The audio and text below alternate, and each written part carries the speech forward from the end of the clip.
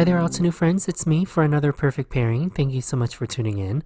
I'm excited to share two variations of my pairing for this video using the new Build-A-Flower Canterbury bells.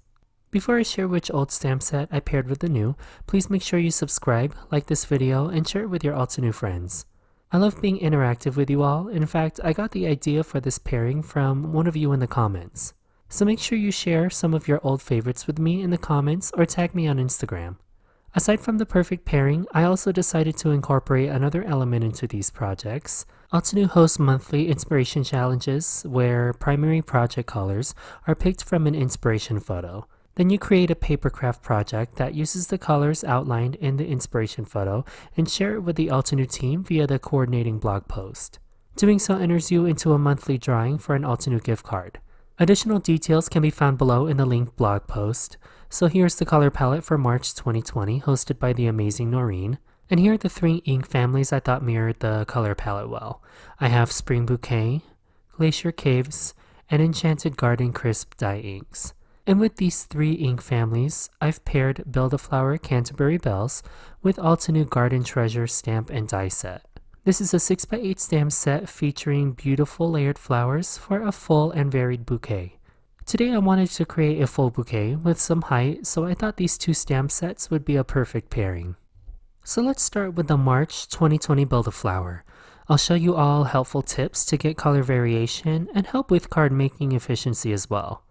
In my mini MISTI, I've got the largest flower cluster outline stamp on the left side of my stamping platform. My paper is constantly aligned to the left ruler and bottom ruler and neatly nestled into the bottom left corner at all times. I'll ink and stamp this image in permanent black ink from Altenew. Then I'll rotate the panel 180 degrees and line up the corner of my cardstock to that same bottom left corner and stamp the outline image again. Next, I'll align the solid layer of leaves to this image and stamp it using Limeade from the Spring Bouquet ink family. Then once again, rotate the paper, align it to the corner, ink, then stamp. I'll repeat this process with the final two layers of the leaves with lime, then finally fresh leaf. So for the flowers, I'll use the Glacier Caves family of inks in the three lightest colors. Like the leaves, I'll grab the most solid layer stamp and align it to the black outline, following the layering guide found on the back of the stamp packaging. However, instead of rotating the panel and stamping again, I'll leave this solid layer white on the second flower. I'll line up the second detail stamp image with the colored flower and stamp it in the second darkest ink Caribbean Sky. Now I'll rotate the panel 180 and align the paper to the bottom left like usual. But instead of stamping this layer in Caribbean Sky, I'll use the lightest color Arctic. I'll line up the final detail layer for the flowers and stamp the lighter flowers with Caribbean Sky. Then rotate the panel and stamp the darker flowers with the darker ink Persian Blue. So now you'll see what I ended up with are two flowers that have their color shifted for some beautiful variation.